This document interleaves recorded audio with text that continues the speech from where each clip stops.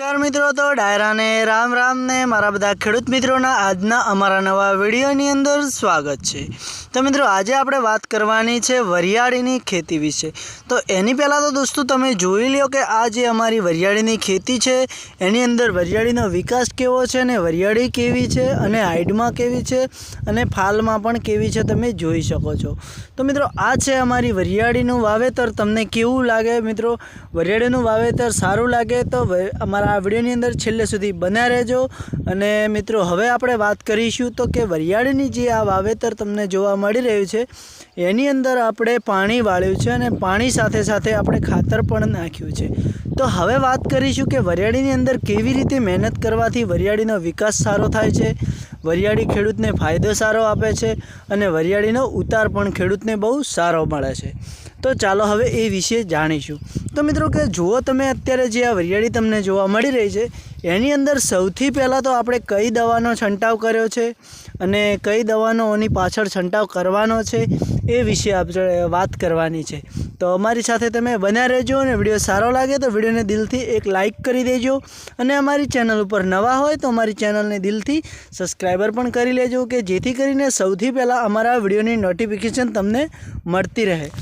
તો દોસ્તો, આજના આપણા વિડીયોની અંદર વરિયાળી વિશેનો છે, એટલે કે જે આ વરિયાળી તમને જોવા મળી રહી છે એની અંદર આપણે શું કરીએ છીએ, કેવી રીતે મહેનત કરીએ છીએ અને વરિયાળીનો વિકાસ કેવો છે અને જ્યારે વરિયાળીની અંદર કોઈ પણ બગાડ આવે છે તો કેવી રીતે બગાડ આવે છે અને એને અટકાવવા માટે આપણે કઈ દવાનો છંટાવ કરવો એ વિશે આજે આપણે વાત કરીશું। તો મિત્રો, તમે જોઈ શકો છો કે આ જે વરિયાળી તમને જોવા મળી રહી છે એની અંદર સૌથી પહેલાં તો આપણે કે અત્યારે જે દવાનો છંટાવ કર્યો છે એ વિશે વાત કરીશું। તો કે અત્યારે જે તમે બધા ખેડૂત મિત્રો જાણતા જ હશો કે જે M45 જે પાવડર આવે છે એ આપણે જે કે વરિયાળીમાં પણ છંટાવ કરી શકાય છે, જીરામાં પણ છંટાવ કરી શકાય છે। એટલે કે M45 પાવડરનો આપણે છંટાવ આની અંદર કર્યો છે। એટલે સૌથી પહેલાં એટલે કે આની અંદર આપણે જ્યારે M45 પાવડરનો છંટાવ કર્યો તો એ M45 પાવડર શું રિઝલ્ટ આપે છે તો કે પહેલાં તો જુઓ કે કદાચ આપણે આ વરિયાળીની અંદર ગમે તે જગ્યાએ જે કે આ સોગલા છે, કદાચ એના જે આ દોડિયું છે, જે એના આવા તમને જે આ પત્તા પીળા પડેલા જોવા મળી રહ્યા છે, પત્તા છે એની અંદર કદાચ આવી રીતે કાળિયો આવતો હોય છે। કદાચ કાળિયાની બીમારી હોય તો એની અંદર આપણે M45 પાવડરનો છંટાવ કરવાથી એ રોગ અટકાવવામાં આવે છે અને વરિયાળી વિકાસ પણ સારો કરે છે અને ખેડૂતને સારો ફાયદો પણ થાય છે મિત્રો। અને બીજું, કદાચ આપણી જે આ વરિયાળીનું વાવેતર તમને જોવા મળે છે એની અંદર આવી રીતે જો કે દોણા કવાતા હોય છે, જે એનું સોગલું જે હોય છે એ કદાચ બગડતું હોય છે, બરાબર દોણો ના લેતું હોય તો એના માટે શું કરવું?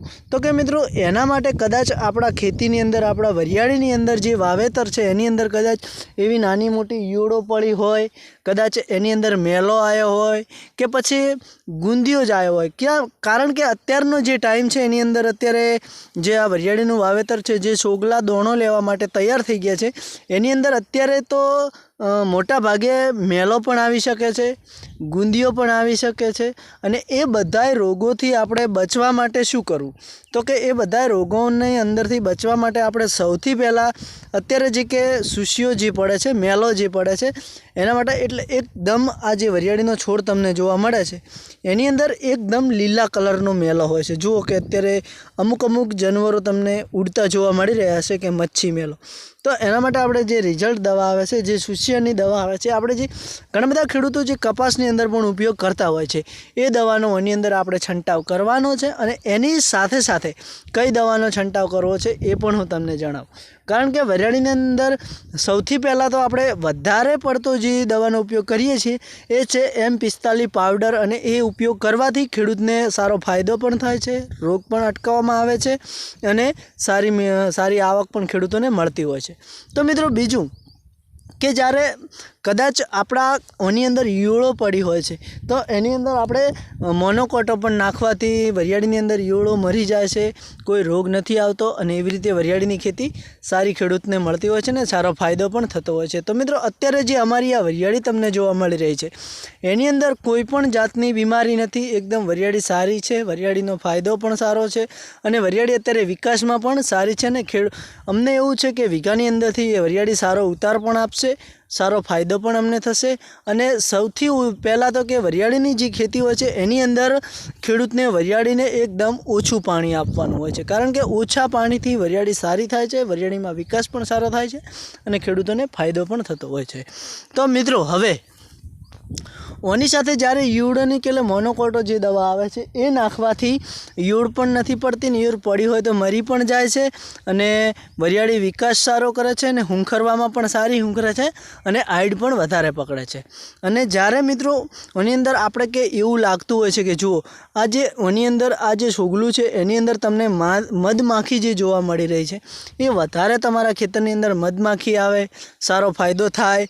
એટલે એના માટે આપણે ખાવાનો જે ગોળ આવે છે મિત્રો એ ગોળ ઓગાળીને વરિયાળીની અંદર છંટાવ કરવાથી મધમાખીઓ વધારે આવે છે અને ગુંદિયા જેવી બીમારીઓથી આપણી વરિયાળીને, આપણી ખેતીવાડીને બચાવે છે।